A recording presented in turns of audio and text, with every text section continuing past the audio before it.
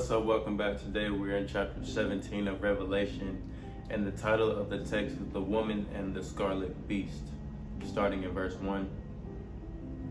And there came one of the seven angels which had the seven vials, and talked with me, saying unto me, Come hither, I will show unto thee the judgment of the great whore that sitteth upon many waters, with whom the kings of the earth have committed fornication, and the inhabitants of the earth have been made drunk with the wine of her fornication.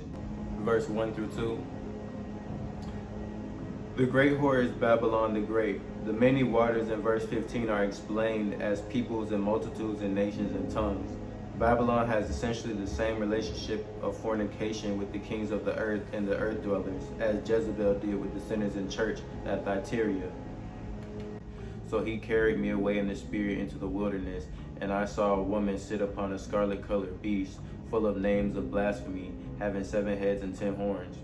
And the woman was arrayed in purple and scarlet color, and decked with gold and precious stones and pearls, having a golden cup in her hand full of abominations and filthiness of her fornication. And upon her forehead was a name written, Mystery, Babylon the Great, the mother of harlots and abominations of the earth. And I saw the woman drunken with the blood of the saints and with the blood of the martyrs of Jesus. And when I saw her, I wondered with great admiration. Verse 3 through 6. The woman, Babylon, also has a very close relationship with the beast.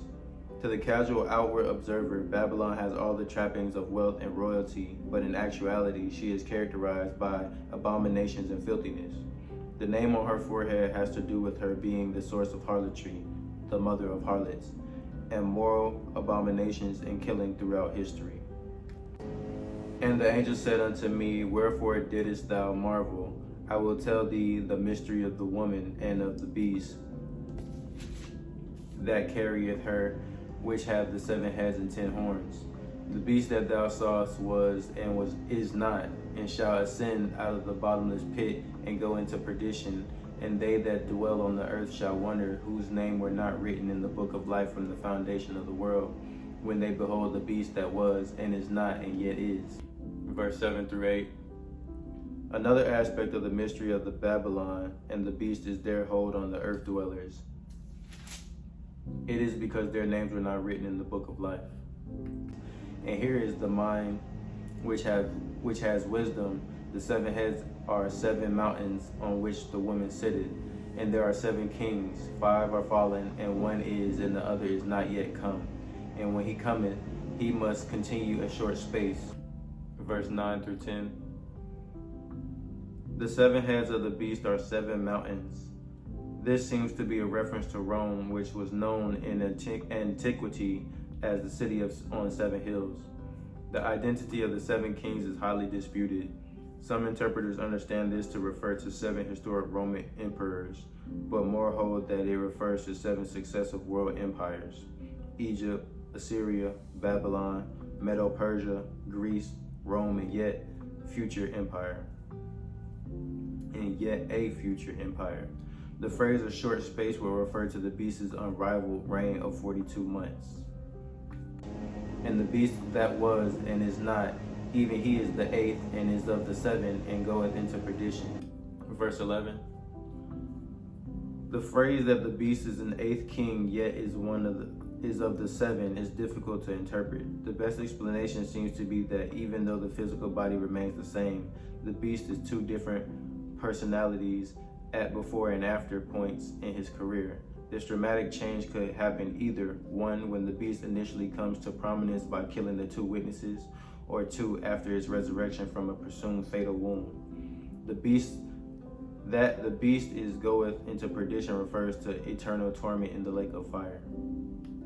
And the 10 horns which thou sawest are the 10 kings, which have received no kingdom as yet, but receive power as kings 1 hour with the beast. These have 1 mind, and shall give their power and strength unto the beast. Verse 12 through 13. The 10 horns of Daniel 7, chapter 7, Daniel 7:20, and Daniel 7:24 are 10 kings who will rule alongside the beast during his unrivaled reign of 42 months.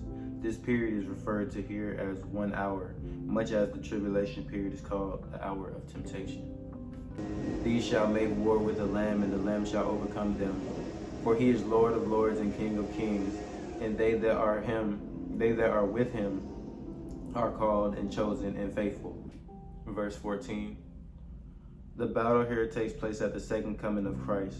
This verse clarifies that the armies following the Lamb in chapter 19, verse 14 are believers, since the combined terms called and chosen and faithful are never used of angels. And he saith unto me, the waters which thou sawest where the whore sitteth are peoples and multitudes and nations and tongues. And the 10 horns which thou sawest upon the beast, these shall hate the whore, and shall make her desolate and naked, and shall eat her flesh, and burn her with fire. For God hath put her in their hearts to fulfill his will, and to agree, and give their kingdoms unto the beast, until the words of God shall be fulfilled. Verse 15 through 17. The whore has ingratiated herself to the remaining world population, peoples, and tongues. The irony here is that in the end, the very rulers, the 10 horns and the beast, with which the pseudo-queen, Babylon the Great, has acted immorally, will turn on her and destroy her. Most amazing is that ultimately this will take place according to God's sovereign plan. And the woman which thou sawest is the great city, which reigneth over the kings of the earth. Verse 18. The woman is now pictured as the great city, which has secured political influence over the kings of the earth by sexual immorality. Babylon could include an actual city in the end times, but it's more likely that Babylon the Great is the world system organized in arrogant rebellion against God.